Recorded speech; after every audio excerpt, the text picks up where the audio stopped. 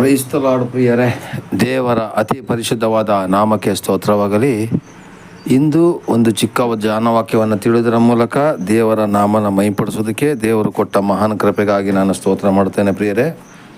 ಇವತ್ತಿನ ಒಂದು ವಚನದ ಭಾಗ ಏನು ಅಂತ ಹೇಳಿದ್ರೆ ಪ್ರಿಯರೇ, ಇವತ್ತು ಸುಮಾರು ಮನೆಗಳಲ್ಲಿ ಏನಾಗ್ತಿದೆ ಅಂತ ಹೇಳಿದ್ರೆ, ಯೇಸು ಕ್ರಿಸ್ತನ ಹತ್ರ ಬಂದಿರ್ತಾರೆ, ಯೇಸು ಸ್ವಾಮಿಯಿಂದ ದೀಕ್ಷಾಸ್ಥಾನವನ್ನು ಪಡೆದಿರ್ತಾರೆ, ಸತ್ಯ ಪ್ರಕಾರ ನಡೆದಿದ್ರು ಕೂಡ ಹಳೆಯ ಸಂಗತಿಗಳನ್ನು ಹೇಳ್ಕೊಂಡು ಪುನಃ ನರಕದ ದಾರಿಗೆ ಹೋಗತಕ್ಕಂಥ ಎಷ್ಟೋ ಜನಗಳಿದ್ದಾರೆ. ಅದಕ್ಕೆ ಪೌಲ ಹೇಳ್ತಾನೆ ಏನು ಅಂತಂದರೆ, ಫಿಲಿಪ್ಪ 3ನೇ ಅಧ್ಯಾಯದಲ್ಲಿ 13 ಮತ್ತು 14ನೇ ವಾಕ್ಯವನ್ನು ನಾವು ಗಮನಿಸಿದ್ರೆ, ಸಹೋದರ, ನಾನಂತೂ ಹಿಡಿದುಕೊಂಡವನೆಂದು ನನ್ನನ್ನು ಈವರೆಗೆ ಎಣಿಸಿಕೊಳ್ಳುವುದಿಲ್ಲ. ನಾನು ಇಂದಿನ ಸಂಗತಿಗಳನ್ನು ಮರೆತುಬಿಟ್ಟು ಮುಂದಿನದವುಗಳನ್ನು ಹಿಡಿಯುವುದಕ್ಕೆ ಎದೆಬಗ್ಗಿದವನಾಗಿ ದೇವರು ಯೇಸು ಕ್ರಿಸ್ತನ ಮೂಲಕವಾಗಿ ನಮ್ಮನ್ನು ಮೇಲಕ್ಕೆ ಕರೆದು ನಮ್ಮ ಮುಂದೆ ಇಟ್ಟಿರೋ ಬಿರುದನ್ನು ಗುರಿ ಮಾಡುತ್ತಾ ಓಡಿಕೊಂಡು ಇದ್ದೇನೆ. ನಾವು ಇಲ್ಲಿಗೆ ಬಂದಿರತಕ್ಕಂಥ ಉದ್ದೇಶ ಏನು? ಎಲ್ಲವನ್ನು ಬಿಟ್ಟು ನಾವು ಏನು ಮಾಡಿದ್ವಿ? ಯೇಸು ಕ್ರಿಸ್ತನನ್ನು ಸ್ವೀಕಾರ ಮಾಡಿದಾಗ ನಾವು ಏನು ತೀರ್ಮಾನ ಮಾಡಿದ್ವಿ? ನಮಗೊಂದು ಗುರಿ ಇದೆ. ಜೀವಿತದಲ್ಲಿ ಒಂದು ಗುರಿ ಇಲ್ಲದ ಮನುಷ್ಯ ಬದುಕಿದ್ದು ಪ್ರಯೋಜನ ಇಲ್ಲ. ಪ್ರತಿಯೊಬ್ಬ ಮನುಷ್ಯನಿಗೂ ಕೂಡ ಒಂದೊಂದು ಗುರಿ ಇದೆ. ಒಬ್ಬ ಡಾಕ್ಟರ್ ಆಗಬೇಕು ಅಂತ ಹೇಳ್ತಾರೆ, ಒಬ್ಬ ಇಂಜಿನಿಯರ್ ಆಗಬೇಕು ಅಂದರೆ ಒಬ್ಬೊಬ್ಬರು ಒಂದೊಂದು ಥರ ಹೇಳ್ತಾರೆ. ಹಾಗೆಯೇ ಕ್ರಿಸ್ತ ನಂಬಿಕೊಳ್ಳೋದು ದೇವರ ಮಕ್ಕಳು ಏನು ಹೇಳ್ತಾ ಇದ್ದಾರೆ? ನಾವು ಕ್ರಿಸ್ತನನ್ನು ಸೇರಬೇಕು ಅಥವಾ ಪರಲೋಕ ರಾಜ್ಯವನ್ನು ಸೇರಬೇಕು ಅಂತ ಹೇಳ್ತಕ್ಕಂಥ ಒಂದು ಗುರಿಯನ್ನು ಕ್ರಿಸ್ತನನ್ನು ನಂಬಿರತಕ್ಕಂಥ ಜನಗಳು ಹೇಳ್ತಾರೆ ಪ್ರಿಯರೇ. ಆದರೆ ನಾವು ಏನು ಮಾಡಬೇಕಂದ್ರೆ, ಯಾವಾಗ ದೀಕ್ಷಾಸ್ಥಾನ ತೆಗೆದುಕೊಂಡಿದ್ದೀವೋ ನಾವು ಹಳೆಯ ಪಾಪಗಳನ್ನು ನಾವು ಮರೆತು ಬಿಟ್ಟು ಹೊಸದಾಗಿ ಇರತಕ್ಕಂಥ ನೂತನ ಕಾರ್ಯಗಳ ಬಗ್ಗೆ ನಾವು ಮನಸ್ಸಿಡಬೇಕು. ಇವತ್ತು ನಾವು ದೀಕ್ಷಾಸ್ಥಾನ ತೆಗೆದುಕೊಂಡವರು ಮರೆತರೂ ಕೂಡ ನಮ್ಮ ಅಕ್ಕಪಕ್ಕದ ಜನ ಅಥವಾ ನಮ್ಮ ಕುಟುಂಬದ ಒಳಗಡೆ, ನೀನು ಮೊದಲು ಹಂಗೆ ಮಾಡಿಲ್ವಾ, ಯೇಸು ಸಮೇತ ಬರೋದಕ್ಕಿಂತ ಮೊದಲು ಹಿಂಗಿದ್ದೆ, ನೀನು ಈ ಥರ ಇದ್ದೆ, ನೀನೇನು ಭಾಳ ಇವತ್ತೇನು ಯೇಸು ಹತ್ರ ಬಂದ್ಬಿಟ್ಟೆ, ನೀನೇನು ಭಾಳ ಒಳ್ಳೆಯವನಾಗ್ಬಿಟ್ಟಿದ್ಯಾ ತಲೆ ಹೇಳಿ ಹಳೇದನ್ನ ಹೇಳಿ ಹೇಳಿ ಹೇಳಿ ಹೇಳಿ ಕೆಣಕ್ತಾ ಇರ್ತಾರೆ ಪ್ರಿಯರೇ.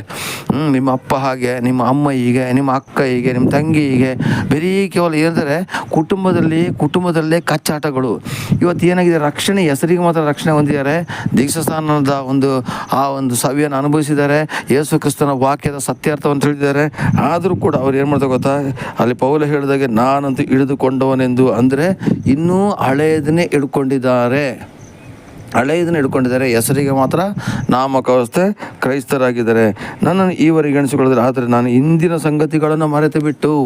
ಹಾಗಾದರೆ ಅವನ ಜೀವಿತದಲ್ಲಿ ಇಂದಿನ ಸಂಗತಿಗಳು ಯಾವುದು? ಅವನು ದೊಡ್ಡ ರೌಡಿ. ಅವನೇನು ಮಾಡ್ತಿದ್ದ? ಆ ಸಭಾಮಂದಿರಗಳಿಗೆ ಹೋಗಿ ಮಹಾಯಾಜಕರ ಕೈಯಿಂದ ಲೆಟ್ರ್ ಬರ್ಕೊಂಡೋಗಿ ಆ ಒಂದು ಗಂಡಸರು ಹೆಂಗಸರು ಅಂತಿಲ್ಲದೇ ಅವ್ರನ್ನ ಬಾಡ್ದು ಯೇಸು ಕ್ರಿಸ್ತನ ಬಗ್ಗೆ ಹೇಳೋರ್ನೆಲ್ಲ ಸೆರೆಗೆ ಹಾಕಿಸ್ತಿದ್ದ ಪ್ರಿಯರೇ. ಅಂತಹ ಪೌಲ ಇವತ್ತು ಏನಾದರೆ, ಆ ಒಂದು ಪೌಲನಾಗಿ ಮಾರ್ಪಟ್ಟ ಮೇಲೆ ಅವನು ಎಷ್ಟೊಂದು ಬುದ್ಧಿವಂತನಾಗಿ ದೇವರ ರಾಜ್ಯದ ಮಹಿಮೆಯನ್ನು ಪಡಿಸ್ಬೇಕಾದ್ರೆ ಎಷ್ಟು ಚಡಿಯಟ್ಟುಗಳು ಬೀಳ್ತು, ಎಷ್ಟು ಹಡಗಿನಲ್ಲಿ ಪ್ರಾಬ್ಲಮ್ ಆಯಿತು, ಒಳಗಿನವರಿಂದ ಪ್ರಾಬ್ಲಮ್ ಆಯಿತು, ಒಳಗಿನವರಿಂದ ಪ್ರಾಬ್ಲಮ್ ಆಯಿತು, ಎಲ್ಲರ ಕೈಯಿಂದ ಪ್ರಾಬ್ಲಮ್ ಆದರೂ ಕೂಡ ಅವನೇನು ಮಾಡ್ದ? ಕೊನೆಗೆ ಅವನೊಂದು ಮಾತು ಹೇಳ್ತಾನೆ ಪ್ರಿಯರೇ, ನನಗೆ ಈಗಾಗಲೇ ಜೀವವೆಂಬ ಜಯಮಾಲೆ ಸಿದ್ಧವಾಗಿದೆ, ನಾನು ಓಡಬೇಕಾದ ಗುರಿಯನ್ನು ಮುಟ್ಟಿದ್ದೇನೆ ಅಂತ ಹೇಳ್ತಾರೆ. ಆ ಥರದಲ್ಲಿ ಹೇಳಲಿಕ್ಕೆ ನಿಮಗೆ ಇವತ್ತು ಸಾಧ್ಯವಾ? ಸಾಧ್ಯ.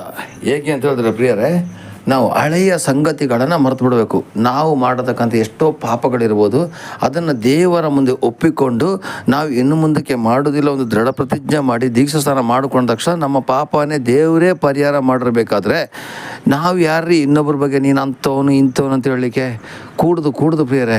ಯಾವಾಗಲೂ ಕೂಡ ಕ್ಷಮಾಪಣೆ ಇಲ್ಲದಂಥ ಸಭೆ, ಇಂದಿನ ಸಂಗತಿಗಳಲ್ಲಿ ಹೇಳುವಂಥ ಸಭೆ, ಇನ್ನೂ ಹಳೆಯ ಲೋಕದ ಗುಣಗಳನ್ನು ಬಿಡದೇ ಇರತಕ್ಕಂಥ ಸಭೆಗಳು ನಿಜವಾಗಿ ದೇವರ ರಾಜ್ಯಕ್ಕೆ ಸೇರುವಂಥ ಸಭೆಗಳು ಅಲ್ಲ. ಅದು ನಾಮಕಾವಸ್ಥೆ ಸಭೆಗಳಾಗಿರ್ತದೆ. ಇಲ್ಲಿ ನೋಡಿ ಪೌಲ ಹೇಳ್ತಾನೆ ಏನಿದ್ದಾರೆ, ದೇವರು ಕ್ರಿಸ್ತನ ಮೂಲಕವಾಗಿ ನಮ್ಮನ್ನು ಮೇಲಕ್ಕೆ ಕರೆದು, ನಾವಿನ್ನೂ ಕೆಳಗಡೆ ಇಲ್ಲ, ನಾವಿನ್ನು ಬಾಲವಾಗಿಲ್ಲ, ತಲೆಯಾಗಿದ್ದೀವಿ, ನಾವಿನ್ನು ಕೆಳಗಡೆ ಲೋಕದಲ್ಲಿ ಇಲ್ಲ, ಮೇಲಣ ಲೋಕಕ್ಕೆ ಸಂಬಂಧಪಟ್ಟವರಾಗಿದ್ವಿ, ಮೇಲಕ್ಕೆ ಕರೆದು ನಮ್ಮ ಮುಂದೆ ಇಟ್ಟಿರೋ ಬಿರುದನ್ನು ಗುರಿ ಮಾಡಿಕೊಂಡು ಓಡುತ್ತಾ ಇದ್ದೇನೆ. ನಮ್ಮ ಮುಂದೆ ಇಟ್ಟಿರೋ ಬಿರುದು ಯಾವುದು? ಪರಿಶುದ್ಧವಾದ ಜೀವಿತ ನಡೆಸಿ ಪರಲೋಕ ರಾಜ್ಯವನ್ನು ಸೇರೋದೇ ನಮ್ಮ ಜೀವಿತದ ಮೊದಲ ಗುರಿ. ನೀ ಡಾಕ್ಟರ್ ಆಗಿರು, ಇಂಜಿನಿಯರ್ ಆಗಿರು, ಮೇಸ್ಟ್ರ್ ಆಗಿರು, ಕೂಲಿ ಕೆಲಸವನ್ನಾಗಿರು, ಯಾವುದೇ ಕೆಲಸವನ್ನಾಗಿರು, ಕೆಲಸವನ್ನು ಮಾಡುವಂಥ ಸಮಯದಲ್ಲೂ ನೀನು ಅಲ್ಲೂ ಸಾಕ್ಷಿಯಾಗಿರಬೇಕು, ನಿನ್ನ ಕುಟುಂಬದಲ್ಲೂ ಸಾಕ್ಷಿಯಾಗಿರಬೇಕು, ನೀನು ಹೋಗುವಂಥ ಫ್ಯಾಕ್ಟ್ರಿಗಳಲ್ಲಿ ಸಾಕ್ಷಿಯಾಗಿರಬೇಕು, ನಿನ್ನ ನಡೆಯುವಂಥ ಜಾಗ, ಕೂರುವಂಥ ಜಾಗ, ನಿಲ್ಲುವಂಥ ಜಾಗದಲ್ಲೆಲ್ಲ ಸಾಕ್ಷಿಯಾಗಿದ್ದು ದೇವರ ರಾಜ್ಯವನ್ನು ಮಹಿಂಪಡಿಸ್ಬೇಕು ಪ್ರಿಯರೇ. ಯಾಕೆಂದರೆ ನಿನ್ನ ಒಂದೇ ಒಂದು ಗುರಿಯನ್ನು ಪರಿಶುದ್ಧ ಜೀವಿತ ನಡೆಸಿ ಪರಲೋಕ ರಾಜ್ಯವನ್ನು ಸೇರೋದು. ಹಾಗಾದರೆ ಪ್ರಿಯರೇ, ಇವತ್ತು ನಾವು ಕೂಡ ಕೆಲವೊಂದು ವಿಷಯಗಳಲ್ಲಿ ಎಡುತ್ತಾ ಇದ್ದೀವಿ. ಆದರೆ ಎಡುವುದರೂ ಕೂಡ ದೇವರು ನಮ್ಮನ್ನು ಸರಿಯಾದ ರೀತಿಯಲ್ಲಿ ನಡೆಸ್ತಾರೆ. ನಾವು ತಪ್ಪುಗಳನ್ನು ಒಪ್ಕೋಬೇಕು, ಪುನಃ ಅದೇ ತಪ್ಪುಗಳು ಆಗದಾಗೆ ನಾವು ದೇವರನ್ನ ಕ್ಷಮಾಪಣೆ ಕೇಳ್ಕೊಂಡು ಮುಂದುವರಿಯೋದೇ. ಆದರೆ ದೇವರು ನಮ್ಮನ್ನು ಬಲಪಡಿಸಿ, ಶಕ್ತೀಕರಿಸಿ, ಶುದ್ಧೀಕರಿಸಿ ದೇವರ ರಾಜ್ಯದ ಮಹಿಮೆಗಾಗಿ ನಮ್ಮನ್ನು ಉಪಯೋಗಿಸ್ತಾರೆ ಪ್ರಿಯರೇ. ಹಾಗಾದರೆ ಪ್ರಿಯರೇ, ಕುಟುಂಬಗಳಲ್ಲಿರ್ತಕ್ಕಂಥ ಸಂಸಾರಸ್ಥರೇ, ನೀವು ಗಂಡ ಹೆಂಡತಿಗೆ, ಹೆಂಡತಿ ಗಂಡನಿಗೆ ಹಳೆಯ ಜೀವಿತದ ಬಗ್ಗೆ ಮಾತಾಡಬೇಡಿ. ರಕ್ಷಣೆ ಹೊಂದಿದ್ದೀರಾ ಅಂತ ಹೇಳೋದು ಮರಿಬೇಡಿ. ಎರಡನೇಗೆ, ಅಕ್ಕಪಕ್ಕದ ಮನೆಯವರು ಇಂದಿನ ಸಂಗತಿಗಳ ಬಗ್ಗೆ ನಿಮಗೆ ಹೇಳಿದಾಗ ನೀವು ನೊಂದ್ಕೋಬೇಡಿ. ನೀನು ಅಂಥವನಾಗಿದೆ, ಇಂಥವನಾಗಿದೆ, ಯೇಸು ಹತ್ರ ಹೋದ್ಮೇಲೆ ಪಾಪ ಪರಿಹಾರ ಆಗೋಯ್ತಾ ಅಂತ ಕೇಳಿದ್ರು ತಲೆ ಕೆಡಿಸಿಕೊಳ್ಳಬೇಡಿ. ಏಕೆಂದರೆ ಸೈತಾನ ಏನು ಮಾಡ್ತಾನೆ, ಅಂಥವ್ರನ್ನೇ ಎಬ್ಬಿಸ್ತಾರೆ. ಯಾವ ಥರ, ನೀನು ಹಂಗೆ ಮಾಡಿಲ್ವಾ, ನೀನು ಹಿಂಗೆ ಮಾಡಿಲ್ವಾ ಅಂತೇಳಿ. ಅದಕ್ಕೆ ಯಾವುದಕ್ಕೂ ತಲೆ ಕೆಡಿಸ್ಕೊಳ್ಳೋಂಥ ಅವಶ್ಯಕತೆ ಇಲ್ಲ ಪ್ರಿಯರೇ. ಹಾಗಾದರೆ ಪ್ರಿಯರೇ, ಕೊನೆಯದಾಗಿ ಪೌಲ ಹೇಳಿದಾಗೆ ನಾವೆಲ್ಲರೂ ಕೂಡ ದೇವರ ಮುಂದೆ ಪ್ರಮಾಣ ಮಾಡುವ, ನಾನು ಇಂದಿನ ಸಂಗತಿಯನ್ನು ಮರಿತೀನಿ ಸ್ವಾಮಿ, ನಿನ್ನ ವಚನದ ಆಧಾರ ಪ್ರಕಾರ ಮುಂದಕ್ಕೆ ನಾನು ಏನು ಮಾಡಬೇಕೋ ಅದರ ಪ್ರಕಾರ ನಡೆದು ಪರಿಶುದ್ಧವಾದ ಜೀವಿತ ನಡೆಸಿ ಪರಲೋಕ ರಾಜ್ಯ ಸೇರಲಿಕ್ಕೆ ನನಗೆ ನೀನು ಶಕ್ತಿ ಬಲವನ್ನು ಕೊಡು ಅಂತ ದೇವರನ್ನ ಕೇಳಿಕೊಂಡು ನಾವು ಇವತ್ತು ದೇವರ ರಾಜ್ಯವನ್ನು ಮಹಿಂಪಡಿಸೋ ಪ್ರಿಯರೇ.